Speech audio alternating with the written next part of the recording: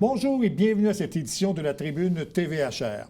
D'abord, ma première invitée est la directrice générale de NextDev Développement économique du Haut-Richelieu, Mme Carole Cardinal, avec qui on va aborder plusieurs dossiers, dont celui de la gestion de l'aéroport Saint-Jean-sur-Richelieu. Mme Cardinal, bonjour. Bonjour. Je l'ai promis à M. Godette que j'ai reçu hier, donc ma première question sera sur la gestion de l'aéroport. Vous avez nommé récemment une nouvelle directrice de l'aéroport. Donc, peut-être parler de son rôle et en sous-question, est-ce qu'elle aura la responsabilité, justement, de gérer le dossier des écoles de pilotage sur l'aéroport? Oui. Peut-être un petit rappel, oui. On est en processus de délégation complète de la ville comme exploitant vers NextDev.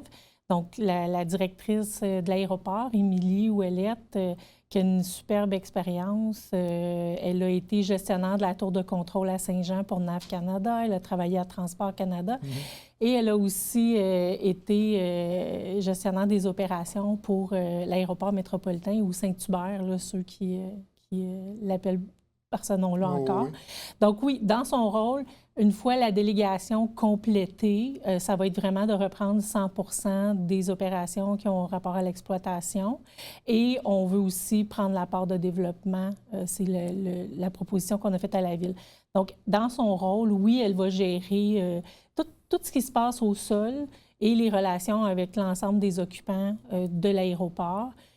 À la fois les propriétaires d'hangars, mais aussi les écoles de pilotage, bien que l'entente contractuelle avec les écoles de pilotage a été signée par la Ville de Saint-Jean-sur-Richelieu. Donc, je vous dirais qu'en ce moment, on travaille en trio. Mais pour être la personne ressource, justement, il y a des problèmes, là... Oui, absolument. Pas plus tard qu'il y a quelques jours, là, même dans la foulée... des dernières interventions. Il y a une correspondance qui a été émise par la Ville aux écoles de pilotage et NextDev était présent pour discuter de cet enjeu-là avec les écoles. Oui, puis ça sera une personne importante aussi, je pense, là, pour développer le parc industriel aéroportuaire que vous souhaitez faire. Hein? Oui, exactement. Elle va jouer un rôle dans le développement des activités aéroportuaires. Puis il y a aussi du développement, on ne se le cachera pas, du développement de terrain. La Ville a acquis des terrains au sud de l'aéroport. Et la volonté, vous le savez, il y a une rareté de terrain industriel à Saint-Jean-sur-Richelieu. La volonté, c'est que NextDev joue un rôle dans le développement de ces terrains-là qui seront vraisemblablement reliés à notre créneau de la sécurité et pour accueillir des activités à valeur ajoutée. Ça, c'est notre créneau, notre cœur chez NextDev. Et donc, on va partir en phase de prospection parce qu'il y a des terrains qui vont être rendus disponibles et prêts au développement. Donc, elle va jouer en duo sur cet aspect-là avec le reste de l'équipe de NextDev. Parfait. Un autre dossier, parce que vous avez réagi aussi à ça il y a quelques jours, c'est l'abandon par Québec là, des travaux de l'échangeur de l'autoroute 35 à Saint-Alexandre. Ça a des impacts, évidemment, au niveau du commerce. Peut-être préciser la position de NextDev dans cette décision de Québec. Bien, cette décision de Québec, évidemment, nous, on a appuyé la Ville dans ses représentations. La municipalité a investi beaucoup de temps, beaucoup d'efforts, puis c'est un projet qui est extrêmement porteur là, pour la municipalité, mais aussi pour les municipalités aux alentours. Cet échangeur-là permettrait une affluence nouvelle des projets, de stimuler aussi le développement sur le territoire. Puis l'année dernière, c'était annoncé avec le ministère du Transport. Donc, on a été extrêmement surpris, puis on est en appui à la municipalité, puis la MRC aussi, là, qui a pris position sur le sujet. C'est ça. Mais cependant, d'ici l'automne, la partie entre Saint-Sébastien et Saint-Armand sera opérationnelle, complétée. Oui. Donc, ça vient un peu atténuer là, les pertes au niveau industriel ici, j'imagine. Ça atténue, mais le projet... n'est pas entier, n'est pas complété, c'est ça. Moi, j'ai appris à être gourmande. Oui, non, tout à fait, tout à fait. Et puis, le projet dans son entièreté, non, n'est pas terminé. J'ai été gentil quand j'ai dit atténué. C'est ça. On se dit partie remise. Voilà. Puis, je suis certaine que c'était... Parce que le gouvernement considérait que c'était un bon projet l'année dernière, ça risque de redevenir un bon projet à courte échéance. Donc, vous allez être impliqué, j'imagine, dans les discussions et tous les plans de relance qui peuvent être faits pour que, justement, l'autoroute 35 soit complétée en entier, opérationnelle, comme les plans initiaux le souhaitaient. Là. Bien, absolument. On est en appui à la municipalité et aussi à la MRC sur ce sujet-là. On répond présent, absolument. C'est ça. Je vais oser la question. Est-ce qu'on connaît les chiffres, les retombées que ça peut créer, ça, l'autoroute 35, une fois complétée pour la région? J'ai pas ces données-là. Mais ils sont quand même importants. Hein? Oui, c'est ce qu'on m'a mentionné, mais je peux pas dire que j'ai fréquenté le détail des retombées économiques. Mais c'est suffisamment important pour qu'on puisse s'impliquer dans le dossier, effectivement. Puis c'est le propre aussi d'une région d'avoir des infrastructures qui desservent son territoire. C'est un axe important de transport. Parmi les autres dossiers, vous avez aussi annoncé 2 nouveaux fonds là, pour venir en aide aux entreprises de Saint-Jean-sur-Richelieu. Peut-être nous en parler un peu. Oui. Donc ça, on est très fiers. Dans le contexte, ça fait longtemps ça fait un bon bout de temps qu'on travaille sur créer ces fonds-là. Dans le contexte aussi États-Unis-Canada, qui semble un peu plus calme en ce moment, mais comme on se dit toujours, peut-être par le temps que les gens vont écouter l'entrevue, ça va s'être transformé. 2 fonds en soutien très précis aux entreprises. Le premier est fait en collaboration, collégialité avec la Ville de Saint-Jean-sur-Richelieu qui contribue financièrement pour soutenir les pratiques. On a appelé ce fonds-là « Productivité durable ». Donc, c'est pour les industriels, augmentation de la productivité, l'intelligence artificielle, évidemment, dans une perspective durable, hausse de la productivité, pratique numérique. Et c'est pour les industriels. Il y a une enveloppe avec les fonds de NextDev et la MRC, mais aussi particulièrement Saint-Jean-sur-Richelieu contribue à 50 % à l'enveloppe. On a 300 000 sur quelques années qui vont pouvoir être offerts en subvention pour les entreprises pour mieux les accompagner, mieux faire les diagnostics qui leur conviennent à eux. Et aussi carrément subventionner de l'achat d'équipements. Bon.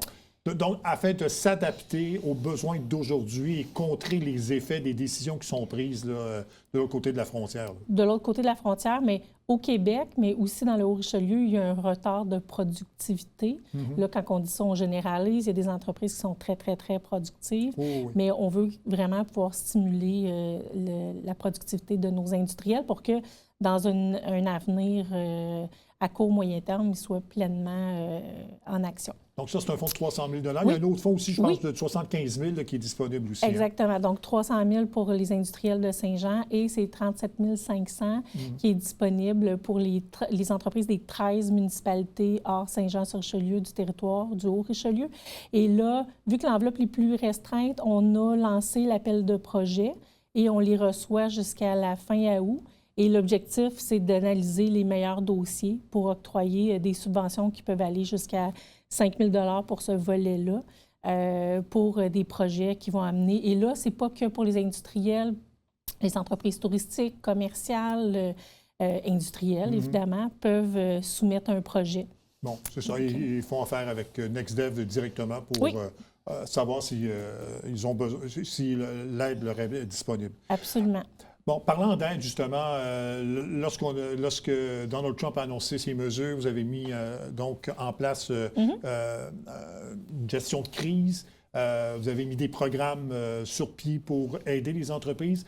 Quelle a été la réaction? Comment ça s'est passé, justement, là, cette aide-là aux entreprises mise sur pied, justement, pour contrer ces effets-là?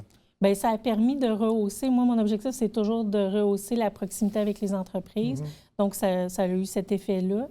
Puis, on poursuit le travail dit plus régulier présentement avec les entreprises. Mais cette proximité-là fait qu'on est capable d'intervenir très rapidement. Mais il y a des actions précises. On a ouvert une cohorte pour des entreprises qui veulent travailler leur plan aussi de commercialisation. Donc, il y a plein d'initiatives qui répondent aux besoins. Quand on parle d'une entreprise puis il y a un besoin, on essaie de voir si ça peut rejoindre plusieurs. Si oui, on fait une action. Cette cohorte-là, par exemple, c'en est une. Il reste 3 places. Donc, si jamais il y a des entreprises qui s'y reconnaissent, c'est des industriels de toute taille, des plus grands et des moins grands. Mais donc, ça, c'en est une. Et la cellule stratégique, je trouve que ça, c'est un gain excellent là, pour NextDev. La cellule stratégique où les députés, tant du Québec que fédéral, sont présents. La mairie, l'administration de Saint-Jean, la Chambre de commerce, le Centre d'aide aux entreprises. J'espère que j'en oublie pas. Non, mais... on se réunit quand même aux 2 semaines.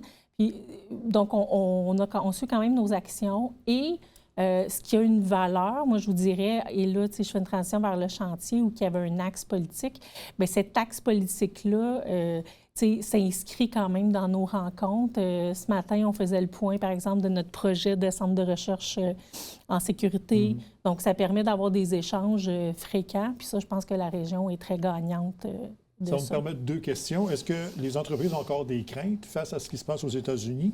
Et la deuxième chose, est-ce que cette cellule stratégique-là ne pourrait pas être établie de façon permanente, sans se réunir aux 2 semaines, mais est-ce que c'est quelque chose qui pourrait durer dans le temps?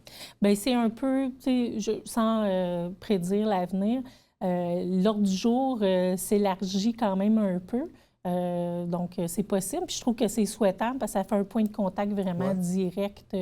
Puis à la fois, par exemple, moi comme directrice générale, mais mon président est là, même chose pour la Chambre. Donc, je trouve que ça peut faire un brassage d'idées. Puis c'est un rendez-vous que si jamais il y a quelque chose qui arrive, autant le contexte américain qu'autre chose, c'est un rendez-vous qui est gardé. Donc oui, ça pourrait poursuivre. On y va avec la volonté des gens qui sont autour de la table. Puis les craintes existent toujours près des entreprises? Les craintes, moi, je dirais que l'incertitude est toujours présente. Ça va teinter quand même le contexte d'investissement pour 2025, assurément. Tout le monde est quand même sur le qui-vive. Et je pense qu'on a eu une accalmie pendant la période électorale fédérale. Donc oui, les gens sont quand même sur le qui-vive. Mais il y a une belle proactivité, il y a des solutions, puis les gens nous présentent leurs projets. Fait que, je pense qu'on est sur une bonne piste, mais l'incertitude va être là, je pense, pour l'ensemble du mandat, puis la renégociation aussi de l'accord commercial. Oui. Donc, on en a glissé un mot tantôt. Donc, il y a le chantier au Richelieu qui s'en vient, c'est le 13 juin. Là. Donc, nous en parlons un petit peu. Oui. Donc, on est parti 3 ans maintenant. Moi, je me souviens, c'était la première fois que je prenais la parole comme directrice générale. Je n'étais même pas rentrée en poste, donc ça fait 3 ans. Le chantier main-d'œuvre a été mis de l'avant parce qu'il y avait une grave pénurie de main-d'œuvre. Elle n'est pas tout à fait atténuée, mais on fait une transition vers un grand chantier où là, on aborde la vision de développement pour le territoire dans une perspective à plus long terme, avec des actions concrètes court terme, mais aussi des enjeux à plus long terme. Et les invitations ont été lancées. Les gens peuvent s'inscrire sur le site de NextDev. Donc, c'est le chantier 2025. Qui va probablement avoir un tiret vision plus future. Et c'est le 13 juin. C'est sûr qu'on essaie d'avoir un cercle le plus restreint, pertinent possible. Beaucoup les partenaires, hein, les 2 derniers événements, c'était une centaine de partenaires qui se réunissaient et qui avaient une contribution concrète pour pouvoir amener des actions pour la région. Bon, parfait. On aura l'occasion d'y revenir de toute façon. Bien, merci beaucoup, Mme Cardinal. Merci. Et puis, bon succès pour les projets, puis on va suivre ça de près, bien sûr. Merci. On revient après la pause.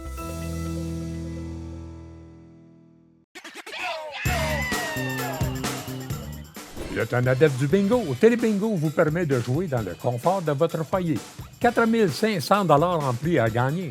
Et pour ce faire, vous devez vous procurer un livret comme celui-ci au coût de 9,50 $ chez l'un de nos détaillants, dont la liste apparaît sur notre site Internet tvhr9.com. Donc, c'est un rendez-vous dimanche matin 9h30, Télébingo.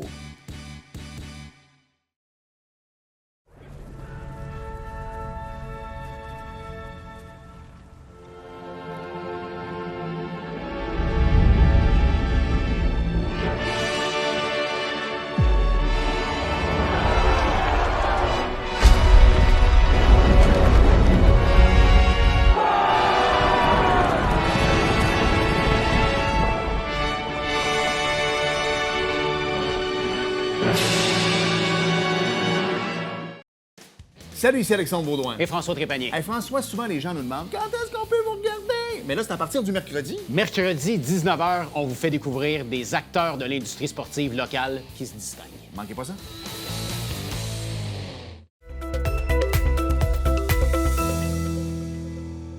Pour faire suite à notre entrevue qu'on vient de faire avec Mme Carole Cardinal de NextDev, certaines précisions. D'abord, NextDev a pris des mesures récentes pour atténuer le climat sonore à l'aéroport. Dans les dernières semaines, il y a plusieurs actions concrètes qui ont été mises en œuvre afin de répondre aux préoccupations citoyennes qui concernent le climat sonore autour de l'aéroport. On va vous en montrer d'ailleurs quelques recommandations qui viennent tout juste d'être adoptées par NextDev.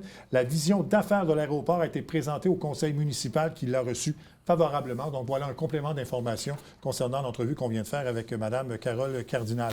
Et je voudrais mentionner aussi que la ville de Saint-Jean-sur-Richelieu inaugurera lundi prochain la nouvelle bibliothèque L'Acadie. La nouvelle bibliothèque sera installée dans l'ancien hôtel de ville. On aura l'occasion d'y revenir au cours de nos prochaines émissions. Mon prochain invité est responsable du dossier de l'utilisation équilibrée des écrans de la Direction de santé publique de la Montérégie. Il s'agit de M. Benoît Gauthier. M. Gauthier, bonjour. Bonjour, M. Tremblay. Bon, alors là, on va parler largement de l'utilisation des cellulaires et des écrans auprès des jeunes, pas simplement à l'école, mais aussi à la maison. Mais peut-être avoir une première réaction de votre part là, sur la décision du ministre de l'Éducation de bannir les cellulaires et les écrans, pas juste dans les salles de classe, mais à l'école généralement. Oui, tout à fait. C'est une mesure avec laquelle on est d'accord à 100 parce que oui, il faut éduquer les jeunes. Le numérique a pris beaucoup plus de place dans leur vie dans les dernières années. Puis, à cause de ça, il faut les éduquer à bien l'utiliser. Mais ça prend aussi, en plus d'une éducation numérique, ça prend des restrictions graduelles, inversement graduelles, si on pourrait dire, c'est-à-dire qu'on restreint davantage plus jeunes et graduellement, plus ils deviennent vieux, plus on relâche, mais au primaire, au secondaire, leur cerveau n'est pas encore mature, donc oui, on leur apprend à avoir une utilisation équilibrée, mais l'encadrement et les restrictions font partie de l'équation. On ne peut pas, considérant toutes les logiques en jeu, donc on est pour qu'il y ait un encadrement, puis dans ce cas-ci, une interdiction totale des cellulaires à l'école, parce que finalement, c'est que ça l'ajoute pas vraiment, il n'y a pas vraiment de valeur ajoutée du téléphone cellulaire à l'école. Les jeunes sont des centaines, des milliers dans le même établissement pendant la journée. Donc, est-ce que le téléphone ajoute à leur communication dans ce contexte-là? Non, parce qu'ils sont avec leur cercle d'amis généralement. En fait, c'est plutôt l'inverse. Ça détériore leur communication, le fait qu'il y ait le cellulaire dans ce contexte-là. Voilà. On vous a invité parce que vous avez fait une étude, justement, sur l'utilisation des écrans et des cellulaires dans la vie de tous les jours auprès des jeunes. Vous avez fait donc quelques constats. Si vous nous résumiez un peu là, les conclusions que vous faites de votre travail là, auprès des jeunes. Donc, juste pour présenter rapidement l'étude, c'est une étude qui a été faite par l'Institut de la statistique du Québec. Nous, à la santé publique, on a travaillé un peu sur les données. On a été responsable aussi de la diffusion auprès des partenaires des milieux scolaires, du communautaire. Puis, ce qui ressort beaucoup sur le plan de l'utilisation des écrans dans cette recherche-là, bon, d'abord, que les jeunes passent beaucoup de temps sur leurs écrans pour la communication et les loisirs. Ça, par contre, on le savait déjà de par d'autres études qui avaient été faites auparavant. Par contre, ce qui a été intéressant, qui est un peu nouveau puis qui nous a surpris dans les résultats de cette enquête-là, c'est que au niveau du temps pour les activités dites scolaires, c'est ressorti que les jeunes passent beaucoup de temps aussi. Il y a un jeune sur 4 qui a déclaré passer plus de 4 heures par jour devant les écrans pour le scolaire les jours de semaine et un jeune sur 2 les jours de fin de semaine qui déclare passer 4 heures ou plus devant les écrans pour des activités scolaires. Donc, ça nous questionne un peu est-ce que ce temps-là est très productif? Est-ce que c'est justifié que des jeunes de ces âges-là, parce qu'on parle de jeunes de secondaire 1 à 5, est-ce que c'est justifié qu'ils passent autant de temps je ne sais pas vous, mais je veux dire, quand on était au secondaire, mettons un jeune de secondaire 2, 3, passer 5 heures un jour de fin de semaine à faire des devoirs et leçons, ça fait pas de sens. Dans mon temps, les fins de semaine servaient surtout à jouer dehors et à s'amuser avec les amis plutôt que de faire nos devoirs. Souvent, on était même en congé de devoirs les fins de semaine. Oui, c'est ça. En tout cas, pas 5 heures dans la journée. Non, sûrement pas. Sûrement pas. Voilà. Donc, c'est cette partie-là vous inquiète parce que c'est ça. Parce qu'on peut dire qu'on passe 4 heures à étudier ou à faire, mais peut-être qu'on fait d'autres choses pendant ce temps-là. Bien, disons qu'après ça, il va falloir d'autres études pour trouver les explications derrière ces données-là, mais disons que c'est des hypothèses qu'on peut avoir pour le moment, c'est que ce temps-là, probablement qui n'est pas très productif et qu'il y a souvent un glissement vers d'autres activités plus discrétionnaires, puis qu'il y a du multitâche qui se fait pendant ce temps-là. Puis, si je peux ajouter aussi qu'est-ce qui est un peu inquiétant, préoccupant, puis qui nous indique aussi que probablement qu'il y a du temps de loisirs discrétionnaires là-dedans, c'est que les jeunes qui ont déclaré passer beaucoup de temps devant les écrans pour les activités scolaires, ces grands utilisateurs-là, c'était autant associé à des effets négatifs, comme une moins bonne santé mentale, une moins bonne activité physique, une plus grande détresse psychologique. Le temps scolaire était autant associé que le temps de loisir à des effets plus négatifs. Donc, ça nous met encore plus la puce à l'oreille que c'est trop ce temps-là. C'est ça. Donc, ce qu'il faut retenir de cette étude-là, c'est qu'il y a une corrélation entre le temps d'utilisation du cellulaire et des tablettes sur la santé mentale des jeunes, peu importe ce que l'on fait avec l'écran. Ça c'est un constat que vous avez fait. Oui, tout à fait. Puis je vous dirais que ce constat-là avait déjà été fait par l'Institut national de santé publique du Québec. Oui, ça le confirme. Mais je dirais que c'est au-delà de certains seuils d'utilisation. Donc, quand on est dans des zones plus équilibrées, ce qui varie d'un jeune à l'autre, puis dépendamment du contenu et du contexte, mais au-delà d'un certain seuil d'utilisation, effectivement, on peut penser à plus de 3, 4, 5 heures par jour, peu importe le type d'usage, même si c'est du contenu dit de qualité, mais ça reste du temps qui est pris au détriment d'autres activités qui ont le potentiel d'être beaucoup plus enrichissantes pour les jeunes. Bon, moi, je suis d'une génération qui regardait la télévision. Est-ce que, à l'époque, nous, on en regardait beaucoup de télévision? Aujourd'hui, les jeunes ne regardent plus la télévision, ils regardent leur tablette ou leur cellulaire. Tout à fait. Mais est-ce qu'il y a une différence vraiment entre un jeune qui s'accroche à un cellulaire ou à un écran et quelqu'un qui regarde la télévision? C'est une très bonne question. Puis, il y a des différences, effectivement. Puis, ce que vous dites est vrai que les jeunes générations regardent presque plus la télévision, puis c'est surtout l'ordinateur, tablette, téléphone. Oui. Puis, une grosse différence, d'abord, c'est le contenu. Avant, la télévision, il y a 20, 30, 40 ans, c'était une vingtaine, une trentaine de chaînes que tout le monde a les mêmes. Puis les parents contrôlaient ce qu'on regardait à la télévision. Puis au-delà des parents, le CRTC, si on pourrait dire, où c'est à telle heure, il y a tel contenu, puis selon l'heure de diffusion, c'est adapté au public. Oui. Tandis que là, tout est accessible en tout temps, tout type de contenu. Puis le nombre de contenus, le type de contenu, ça a été multiplié par 100, par 1000 par rapport à il y a 20-30 ans. Donc, il y a une infinité de contenus qui est accessible aux jeunes. Puis, même si dans ce contenu-là, oui, le contenu de qualité, il y en a peut-être plus qu'avant, mais en termes de proportion de contenu de qualité, peut-être qu'il y en a moins qu'avant. En fait, il y en a plus de qualité, mais il y en a aussi plus de mauvaise qualité. Puis, en fait, probablement que celui de mauvaise qualité est encore plus présent. Donc, il y a un risque que les jeunes glissent vers ces contenus-là qui sont plus de mauvaise qualité. Puis même souvent, les contenus de mauvaise qualité ou qui sont plus faux, qui propagent plus des nouvelles qui sont tronquées, qui sont fausses, vont générer plus d'émotions, plus de commentaires de la part des jeunes. Puis ça va faire qu'ils vont rentrer dans les boucles des algorithmes, puis ils vont avoir tendance à être plus présentés aux jeunes. Donc, en fait, non seulement il y a une plus grande proportion de contenu de moins bonne qualité, mais souvent, c'est ce contenu-là qui est poussé par les plateformes. Ouais, donc, c'est problématique. Puis ça me mène à dire que, en général, sur les nouveaux médias, si on pourrait dire, donc les médias sur écran, les grandes plateformes, les géants du numérique, leur façon de propager le contenu, il y a plusieurs techniques commerciales qu'on pourrait dire qui sont problématiques, qui sont entre autres calquées sur les machines à sous, pour le dire, disons directement comme ça, donc où on peut dire des mécanismes de jeu de hasard et d'argent. Donc, c'est conçu pour être addictif, pour attirer les jeunes le plus souvent possible, puis une fois qu'ils sont là, les garder le plus longtemps sur leurs écrans. Il y a eu un reportage enquête là-dessus, d'ailleurs. Oui, tout à fait. C'est un très bon exemple de ça. Puis aussi, il parlait dans ce reportage-là de la collecte massive de données de ces applications-là. Donc, tout ça, dans le contenu d'il y a 20-30 ans, c'était pas du tout présent. Donc, vraiment, c'est une très bonne question parce que c'est deux choses qu'on peut presque pas comparer tellement le potentiel d'effet négatif puis le potentiel addictif des contenus aujourd'hui est différent et décuplé par rapport à il y a 20 ans, 20-30 ans. Parce que je vous ai posé la question parce qu'on a cette discussion-là entre parents, grands-parents, parce qu'on disait, mais dans le temps,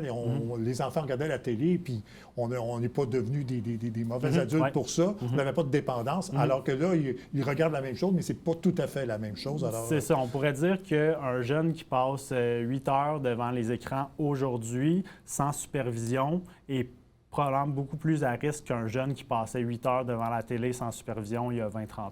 Ah, exactement. Ouais. Bon, vous parlez donc de problèmes de santé, que les problèmes de santé mentale s'accentuent plus on utilise les écrans. Est-ce qu'il y a des exemples précis? Qu'est-ce qu'on a remarqué particulièrement là, au niveau des jeunes? Dans l'enquête en question, c'est surtout au niveau des indicateurs de santé mentale, donc anxiété, dépression, détresse psychologique, qui étaient plus élevés. Puis, j'ajouterais davantage chez les filles. Donc, si on veut résumer rapidement, c'est ces indicateurs-là qui ressortaient. Puis surtout, par rapport, c'est une enquête qui est faite toutes les 6 années. Puis par rapport aux 2 éditions précédentes, vraiment, les niveaux d'anxiété, de symptômes dépressifs et de détresse psychologique, chez les filles particulièrement, ça a beaucoup augmenté par rapport aux 2 dernières éditions. Et les filles, bien, là, j'ose une question, ou peut-être une conclusion peut-être qui n'est pas bonne, mais enfin, je vais... Parce que probablement que les filles sont plus utilisatrices de médias sociaux, par exemple TikTok, Instagram, ce genre de choses-là qui peuvent les affecter plus qu'un garçon, par exemple, qui joue à des jeux. Est-ce que ça peut être ça?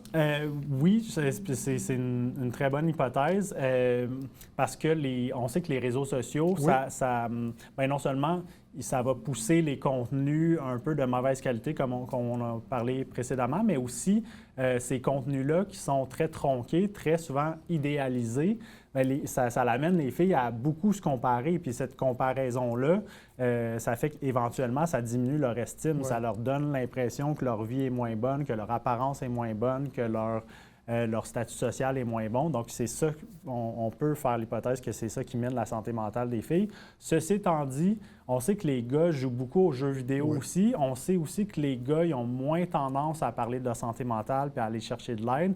Donc, on peut aussi faire l'hypothèse que les garçons, ou au moins en partie, ils sous-estiment un peu leur détresse quand ils en ont puis qu'ils vont moins la déclarer.